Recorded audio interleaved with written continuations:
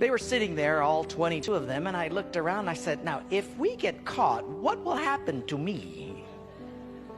They said, oh, you'll get deported in 24 hours and we'll go to prison for 3 years. I said, you're kidding. How many of you have been in prison for your faith? Out of 22, 18 raised their hands. I thought, no way. I looked at him and I said, you 22 people, how many people do you oversee? Because they were all of these small group leaders, underground church leaders in the Hunan province. I said, how many, if you counted up all the people under your jurisdiction, how many would it be? And they counted them up and they said, little over 20 million. I said, what? See, we forget there's 1.3 billion people in China. This is crazy.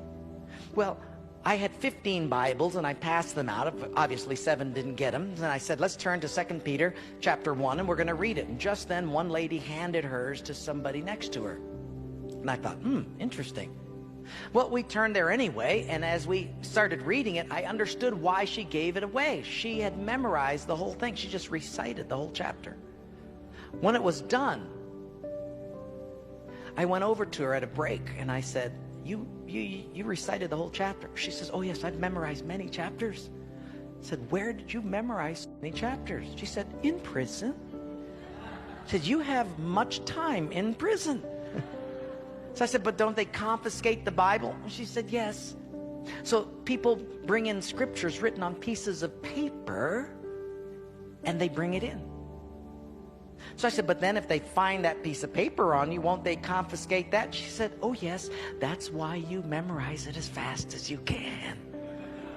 Because even though they can take the paper away, they can't take what's hidden in your heart. I thought, wow. Well, after 3 days, you fall in love with these people. And when it was done, I said, how can I pray for you? I'm going to go back to America. You guys have been just so wonderful. How can I pray for you? They said, you know, Wayne, you guys can gather like this whenever you want to in America. We can't. Could you pray that one day we'll be just like you?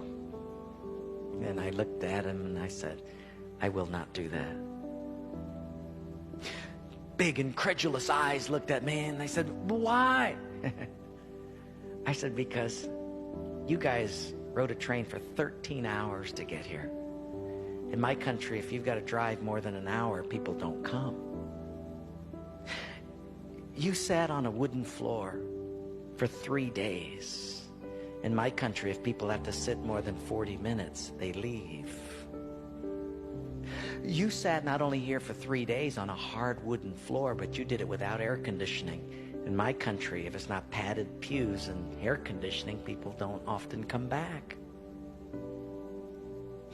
In my country, we have an average of 2 Bibles per family. We don't read any of them. You hardly have any Bibles, and you memorize them from pieces of paper. I will not pray that we become like, you become like us, but I will pray that we become just like you.